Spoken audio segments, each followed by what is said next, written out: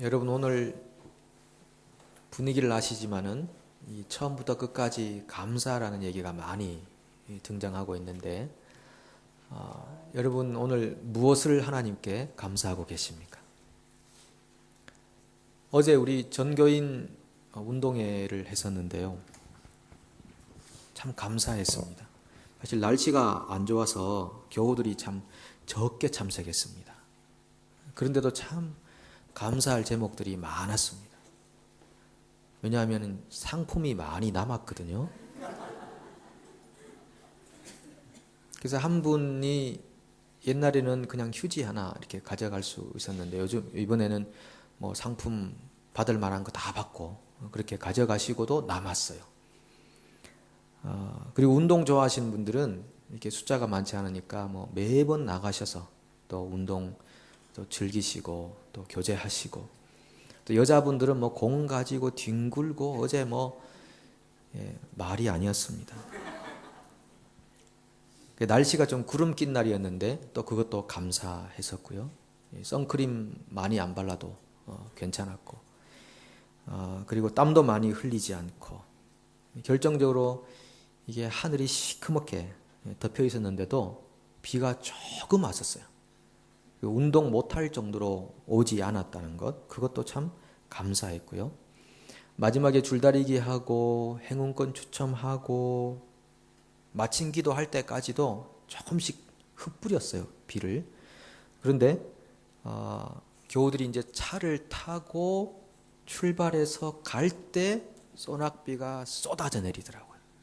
만약 거기 잔디에 있었을 때 내렸으면은 뭐 다 생지되는 거였죠. 물론 이 텐트를 걷고 정리하시는 분들은 좀 비를 좀 많이 맞았을 겁니다. 그 시간에. 그런데 원래 일기예보에 오후 3시부터 비가 온다고 그랬었어요. 근데 저희가 마친 거는 4시였는데 1시간을 딜레이 시키셨구나. 그래서 우리 전도사님이 그러시더라고요. 하나님이 비를 딱 잡고 있다가 마지막에 탁 놓으신 것 같다고. 갑자기 소낙비가 내렸다. 이제 이렇게 얘기하는 걸 들었습니다. 참 감사했고요. 사실 어제 오전부터 비가 왔었더라도 감사합니다. 그렇죠? 비가 왔었다면 감사하지 않은 건 아니죠. 감사하죠. 왜냐하면은 상품이 그대로 다 남아 있을 거니까. 크리스마스 행사 때 쓰면 되고요. 또 안 나오시고 집에서 따뜻한 음식 드시면서 또 쉬실 수 있으니까 그것도 감사하고. 여러분 이렇게 우리가 그리스도인들인데 뭐 모든 일에 그냥 감사하니까 세상이 우리를 감당할 수가 있겠습니까?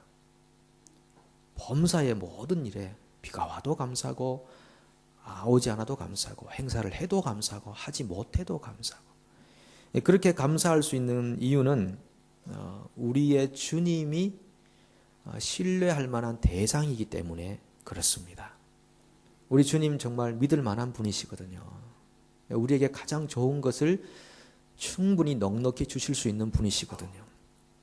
직장생활 하시면서 가장 힘든 게 뭡니까? 라는 그 통계조사에 보면은 많은 경우에 관계 문제라고 합니다.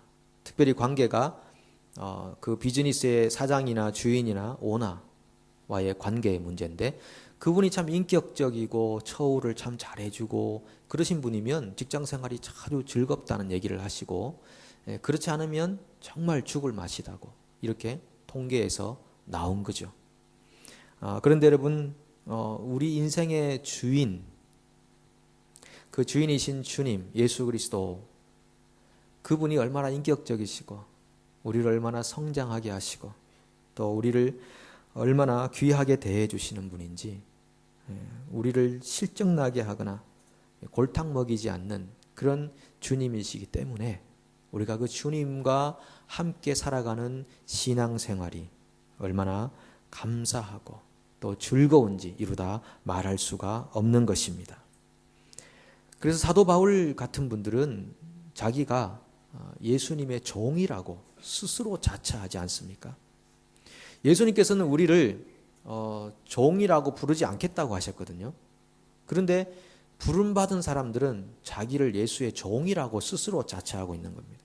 요한복음 15장 14절 15절에 이렇게 말씀하시는데요. 너희는 내가 명하는 대로 행하면 곧 나의 친구라. 이제부터는 너희를 종이라 하지 아니하리니 종은 주인이 하는 것을 알지 못함이라. 너희를 친구라 하였노니 내가 내 아버지께 들은 것을 다 너희에게 알게 하였음이라. 우리를 이제 종이라 하지 않고 친구라 하겠다. 내가 너희에게 모든 것을 알게 해주겠다. 이렇게 말씀하시는데, 우리는 예수를 믿고 난 다음에 아닙니다. 제가 주님의 종으로 살겠습니다. 나 사도 바울은 예수 그리스도의 종으로서, 이렇게 얼마나 많이 그렇게 강조하고 있습니까? 그렇게 할 수 있는 것은 그 주님께 한마디로 반해버린 것입니다. 야, 이런 주님이시면은 내가 종으로 살아도 전혀 문제되지 않는다. 그래서 지금도 자기를 하나님의 종이라고 말하는 사람들이 얼마나 세상 가운데 많이 있습니까? 온 지구상에 보면요, 하나밖에 없는 자기 목숨인데 그 목숨을 주인을 위해 살겠다고 헌신장같이 버린 사람들이 굉장히 많이 있습니다. 얼마나 많은 사람들이 자기 고향을 떠나고 조국을 떠나서 타지에서 한 번도 만나보지 못한 사람들 가운데 거하면서 자기를 예수의 종이라고 부르면서 그렇게 자기 목숨을, 자기 인생을, 시간을 다 허비해버리는 사람들이 얼마나 많이 있습니까? 오늘 여기에 모인 우리들도 나는 주님의 종입니다 하는 것을 기쁘게 여기고 살아가는 분들이 얼마나 많이 계십니까? 그것은 우리가 정말 위대해서 그런 게 아니라 우리의 주인이신 예수 그리스도가 너무너무 반할 정도로 매력적이고 아주 귀한 분이시기 때문에 그렇게 우리의 생명을 드리는 것입니다. 예수님께서 우리에게 오셔서 물으셨거든요. 내가 너의 주인 되고 싶은데 너 그거 할래? 이렇게 물으셨습니다. 이는 공동체로 묻는 게 아니고요, 각 개인에게 묻는 것입니다. 내가 너 인생의 주인 되고 싶은데 너 그렇게 할래? 그 물음에 예스 하신 분들이 그리스도인 되는 겁니다.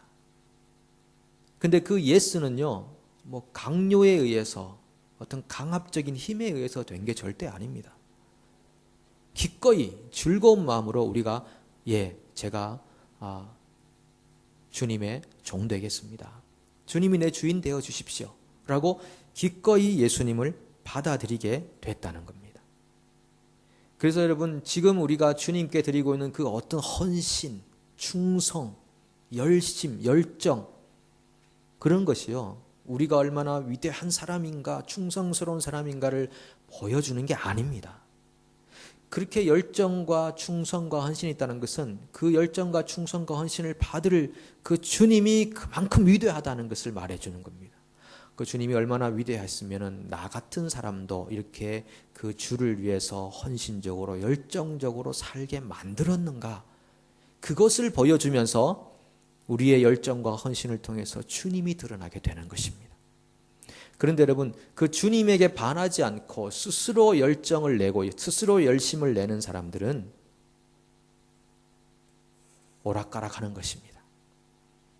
열심히 하다가 사람들 알아주지 않으면 그만둬 버리는 것입니다. 왜? 처음부터 열정의 그 방향이 주님이 아니었기 때문에 나 스스로 자가 발전해서 뭐 사람들에게 인정을 받으려고 했던 것인지, 아니면 나의 위대함을 보여주고 싶었던 것인지, 그것 때문에 열심히 하다가 시험 들거나 그런 경우는 그냥 포기해버리는 것이죠. 방향이 잘못되어 있는 것입니다. 근데 정말 예수님의 부르심 받고 예수님을 주인으로 모시고 살아가는 사람들은 열정적으로 주를 위해 헌신적으로 살게 되어 있는데, 그 열정과 헌신이 나타날 때마다 그 사람을 통해서 사람들은 예수 그리스도를 보게 되더라는 것입니다. 그것이 오늘 그리스도인 된 사람들의 삶의 모습과 자세가 되는 것이죠. 여러분, 우리가 예수를 주로 받아들였을 때에 얼마나 엄청난 변화가 우리 인생 가운데 주어졌는지 아십니까? 아마 우리가 짐작하는 것 이상으로 굉장한 변화가 우리 인생 가운데 주어졌을 것입니다. 그래서 오늘 본문이 뭐라고 하냐면은 얼마나 엄청난 변화가 일어났는지 우리에게 권면하기를 넘치는 감사를 하라는 것입니다. 저는 이 본문 말씀 다시 묵상하고 연구하고 하면서 스스로 굉장히 은혜를 받았어요. 그렇구나. 하나님이 왜 우리에게 감사하라고 명령하는가? 그건 억지로 사람 불러놓고 너 지금부터 감사해 세뇌를 주신 게 아니라 감사한 것이 너무나도 많은 은혜로와 복으로 우리에게 주어져 있기 때문에 정말 감사하는 것이 마땅한 인간의 본분이라고 그렇게 말씀하신다는 것을 깨닫게 되었습니다. 여러분 6절과 7절 두 구절에 있는 주요한 그 동사 뭐라고 핵심적으로 말하고 있는 그 명령이 뭐냐면은 6절에 있는 그 안에서 살라라고 하는 것입니다. 그리스도 예수를 주로 받았으니까 너희가 그 안에서 살아라 이라고 명령하시는데 이 7절에 있는 그 한 구절을 조금 더 우리가 자세하게 보면요.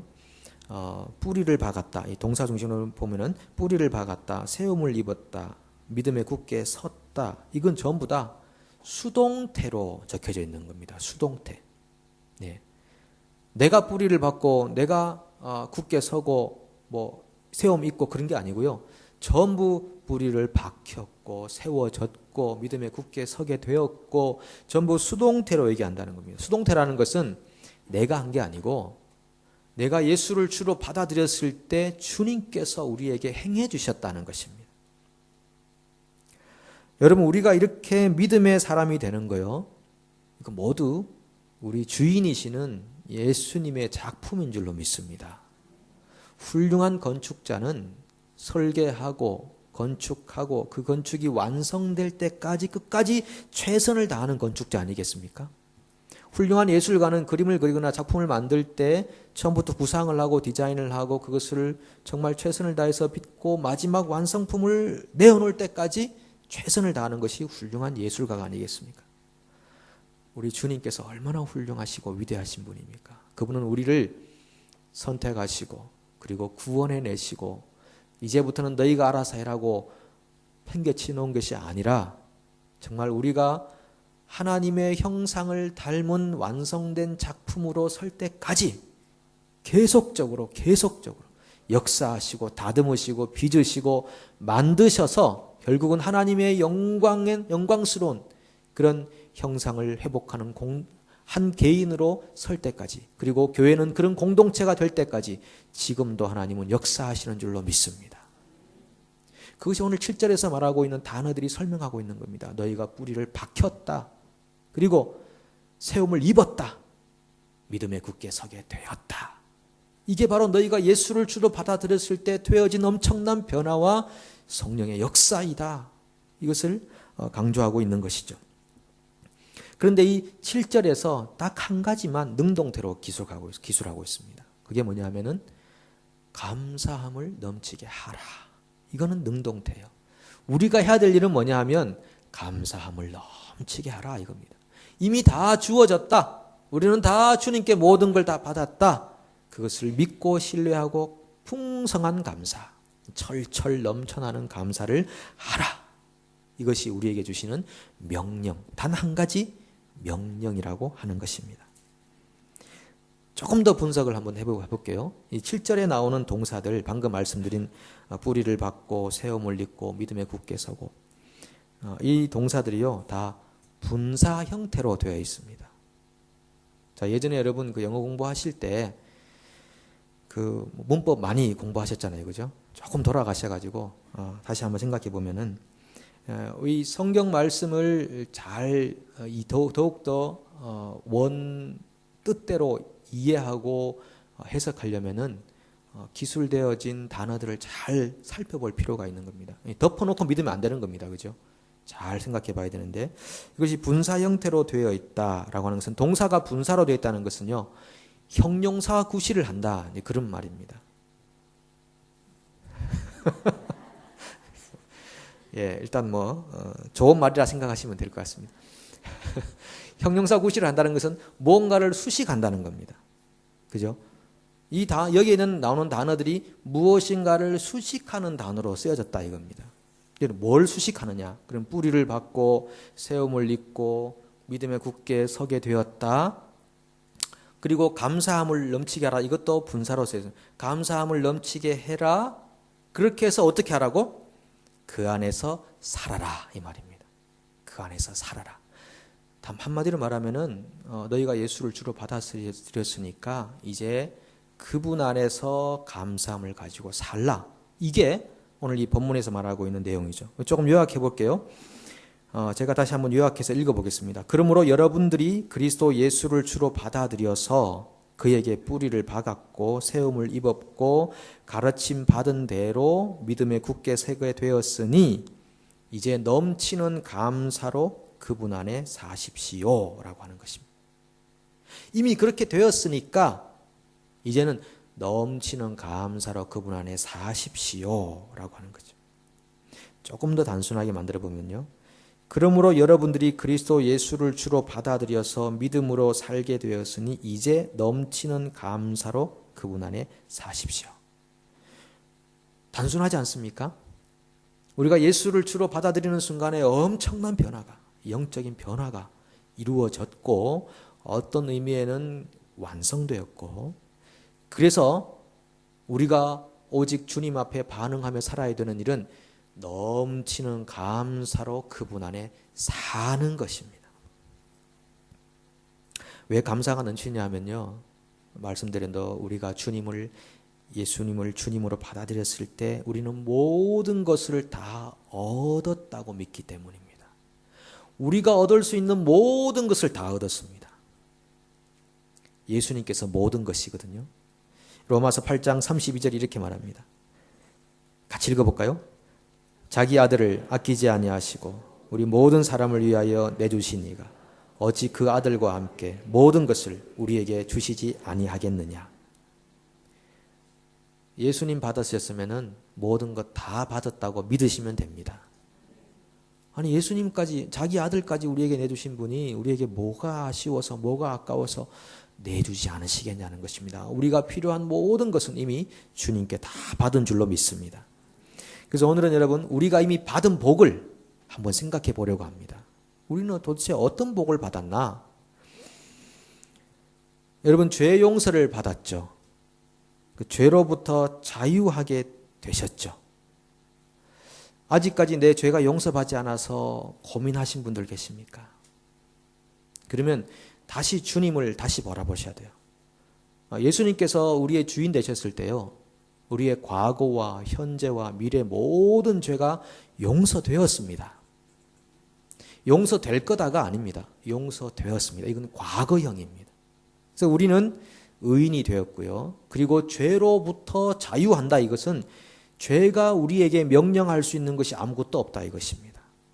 우리가 예수를 주로 받지 못했을 때는 죄가 요구하면 그대로 살아야 합니다. 우상 숭배하고 온갖 세상적인 삶을 살아야 했지만은 이제는 우리가 죄로부터 자유하게 되었기 때문에 죄의 그 세력으로부터 죄의 그 명령으로부터 우리는 거부할 수 있는 능력과 권리를 되찾게 된 것입니다.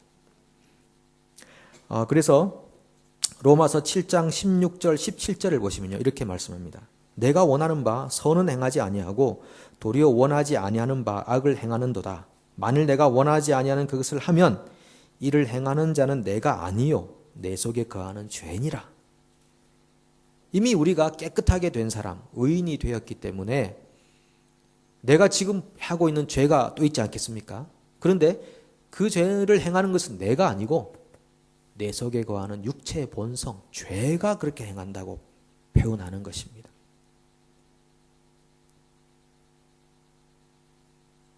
왜냐하면 예수님께서 말씀하시기를 우리가 이전 것은 다 지나갔고요.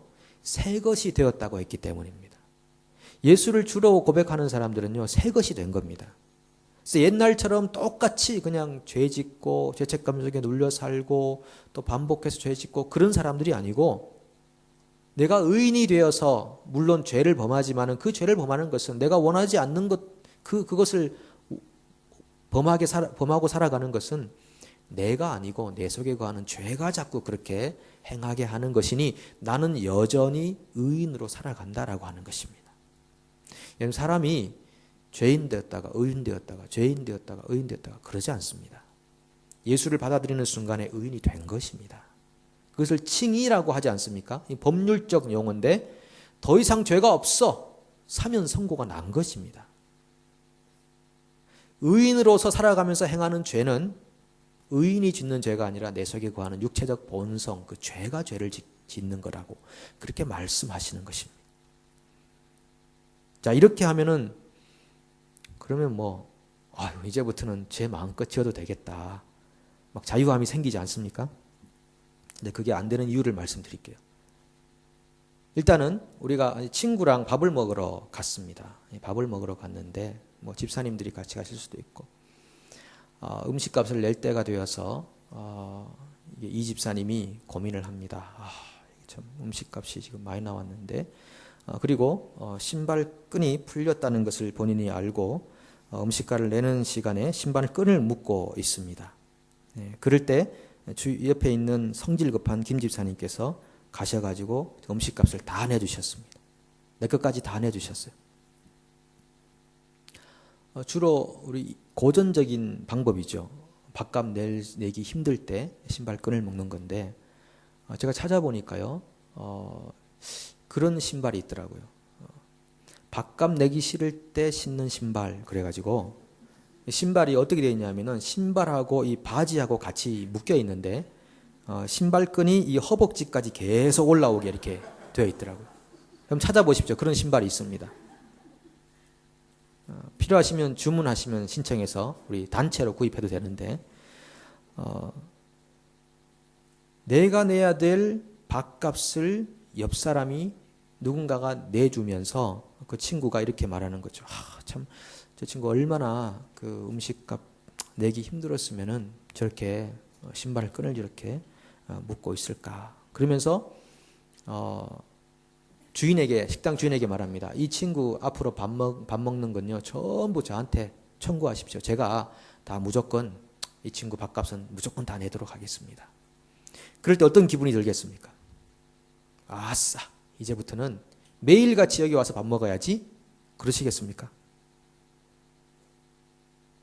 그런 분들은 주로 이제 평소에 그분하고 관계가 안 좋았던 원수같이 지냈던 분들이겠지만 정말 친구라면요 자기 밥값을 내주고 앞으로 네가 먹는 밥값은 다 내가 내간다라고 했을 때 웬만하면 그 음식점 잘 못 갑니다. 아니 저 친구는 땅 파서 돈을 벌었겠나. 저렇게 열심히 힘들게 돈 버는 돈을 내가 무조건 가서 밥을 먹었어야 되겠나. 그게 일반적인 생각 아니겠습니까? 친구에게 정말 감사하다면 그 정도 하지 않겠냐는 겁니다. 우리 예수님께서 우리가 받을 모든 죄값을 다 청산하시고 다 용서해 주셨습니다. 그래서 너는 이제 죄인이 아니야. 너는 이제 나 안에서 의인이야. 라고 하니까 우리도 정말 우리도 이제 정말 내가 원하지 않는 일을 행하는 것은 내가 아니라 내 속에 가는 죄니까 이 죄만 정죄당하고 나는 괜찮겠다 싶어서 마음대로 죄짓고 살 수 있겠다 싶은데 그게 안 되더라니까요. 죄라고 하는 것이 그림의 떡처럼 보이는 겁니다. 죄 지어도 되는데 죄 지어도 되는데 이미 용서 다 받았는데 근데 죄를 못 짓게 돼요. 그게 참 이상하다니까요. 그렇게 된 이유는 우리가 새로운 피조물이 되었기 때문입니다. 옛날 피조물 같으면 죄 마음대로 지을 수 있다면요 마음껏 죄 짓고 살 겁니다. 그런데 예수님 믿고 주로 받아들인 다음에 새로운 피조물이 되고 보니까 죄는 지을 수 있는데 못 짓더라니까요. 이게 완전히 화학적 변화가 일어난 것입니다. 영적인 변화가 일어나서 하나님의 의가 우리 속에 거하기 때문에 죄와 자꾸 멀어지게 되는 겁니다. 여러분 감사하지 않으십니까? 요한일서 3장 9절이 이렇게 말합니다. 하나님께로서 난 자마다 같이 읽어보겠습니다. 하나님께로서 난 자마다 죄를 짓지 아니하나니 이는 하나님의 씨가 그의 속에 거함이요 그도 범죄하지 못하는 것은 하나님께로부터 났습니다. 우리는 죄를 멀리할 수밖에 없는 존재로 새롭게 피조되었습니다. 자신이 없으시군요.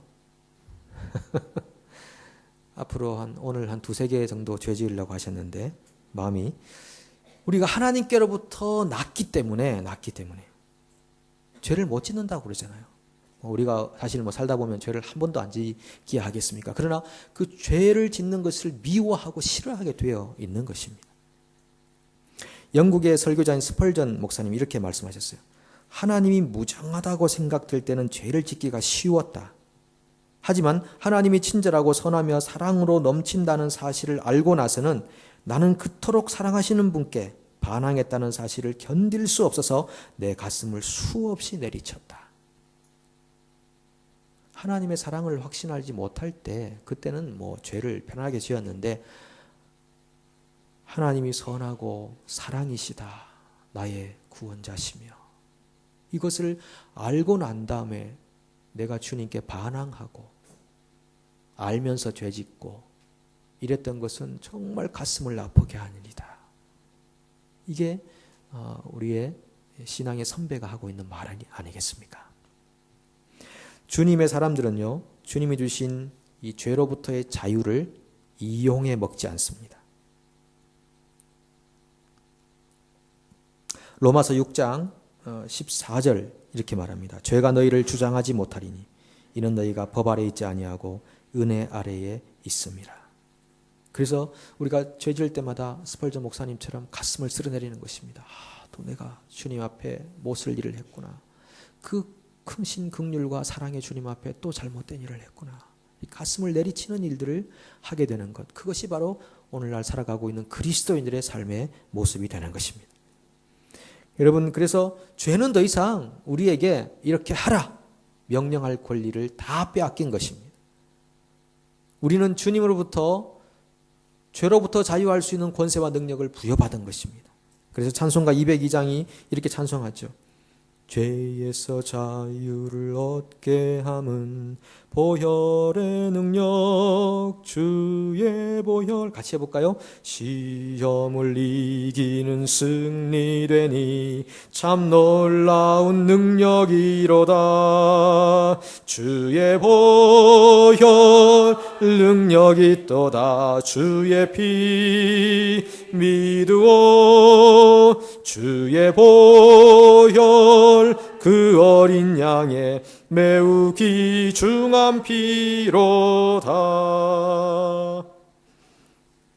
죄에서 자유를 얻게 한 것은 오직 주님의 피의 능력이다라는 것입니다.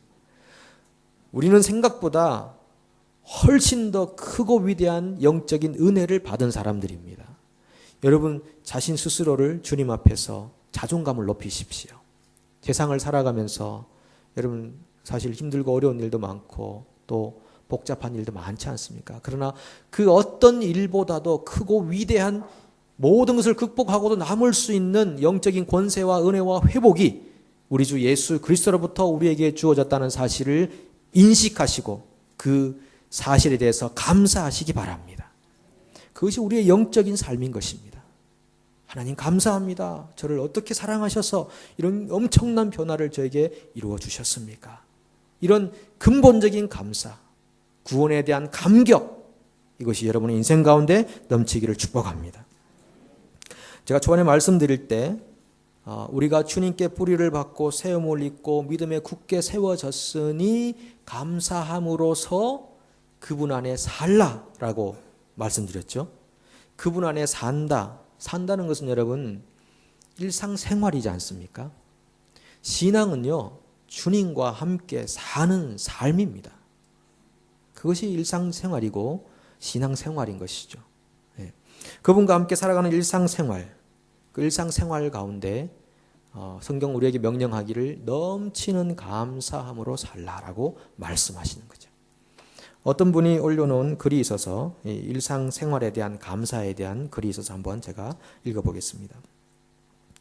옷이 몸에 좀 끼면 그것은 잘 먹고 잘 살고 있다는 것이니 감사하라. 잔디를 깎아야 하고 유리창을 닦고 하수구를 고쳐야 한다면 나에게 집이 있다는 것이니 감사하라. 정부에 대한 불평과 불만의 소리가 많이 들리면 그것은 언론의 자유가 있다는 것이니 감사하라. 세금을 납부해야 한다면 나에게 할 일이 있다는 것이니 감사하라. 아파트 주변에 주차장이 없어서 불편하다면 그것은 나에게 차가 있다는 것이니 감사하라. 전기값과 난방비가 많이 나왔다면 그것은 따뜻하게 살고 있다는 것이니 감사하라. 세탁물이 많고 다림질할 옷이 쌓였다면 그것은 내게 옷이 많다는 것이니 감사하라. 이른 아침 새벽 자명종 소리에 놀라 깼다면 그것은 내가 살아있다는 증거니 감사하라. 모임을 가진 후에 치울 것들이 많다면 그것은 친구와 성도들과 즐거운 시간을 가진 것이니 감사하라. 일상생활에서 우리에게 있는 그 모든 것이 조금만 생각해 보면 정말 감사할 일들이다 라고 하는 거죠. 그래서 여러분 감사라고 하는 영어 단어 thank라는 단어와 그리고 생각한다는 think라는 단어는 같은 어원을 가지고 있다고 합니다. 그래서 조금만 think 해보면은 thank 할 일이 참으로 많이 있다는 거죠. 이미 우리가 주 예수 그리스도로부터 받은 복이 엄청나기에 우리가 일생을 살아가면서 오늘 하나님께 감사할 제목 하나 둘 셋 넷 이렇게 그 감사 제목을 써내려가는 우리의 일생과 여생이 된다면 여러분 얼마나 영적인 삶을 살아갈 수가 있겠습니까? 정말 여러분을 도전해 봅니다. 정말 여러분 노트 하나 사셔가지고 지금부터 감사할 제목들을 매일 써가는 것입니다. 그래서 1년 지난 다음에 보면은 감사가 얼마나 넘쳐나겠습니까? 여러분 삶이 얼마나 영적인 삶이 될 수 있겠습니까? 영적 하는 삶이 그냥 막 부르짖고 막 방언해야 영적이겠습니까? 우리의 일상생활 모든 것이 영적인 삶이 되는 것이고 우리가 예수를 주로 받아들였을 때 이미 우리는 영적인 사람이 된 것입니다. 그래서 우리가 그분과 함께 살아가는 그 모든 삶이 다 영적인 삶인 것입니다. 기록해 보십시오. 조금만 생각해 보십시오. 그리고 주님이 우리에게 주신 복들을 기록해 보십시오. 분명히 우리는 주님 앞에 감사하게 될 것입니다. 찬송가 중에 받은 복을 세어보아라 그런 찬송이 있죠. 이 찬송은 부르진 않겠습니다. 제가 한번 읽어볼게요. 가사를. 세상 모든 풍파 너를 흔들어 약한 마음 낙심하게 될 때에 내려주신 주의 복을 세어라. 주의 크신 복을 네가 알리라. 세상 근심 걱정 너를 누르고 십자가를 등에 지고 나갈 때 주가 내게 주신 복을 세어라. 두려움 없이 항상 찬송하리라.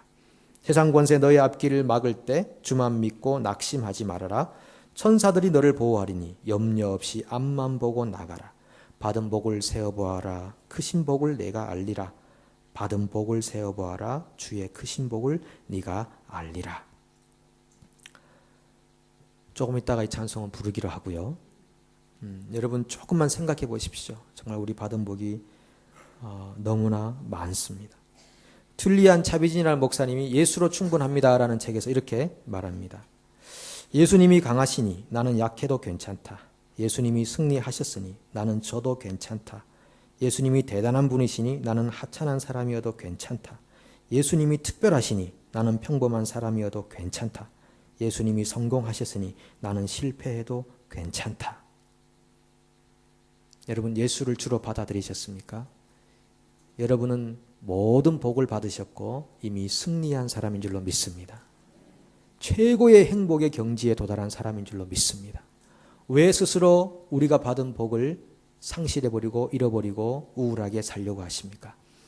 오늘 주님께서 우리에게 주신 모든 복을 기억하시고 그 복 때문에 감사하시고 그래서 아버지 앞에 영광 돌리고 평생 감사 모든 일에 감사하는 귀한 영적인 삶을 살아가시기를 축복합니다. 함께 기도하겠습니다.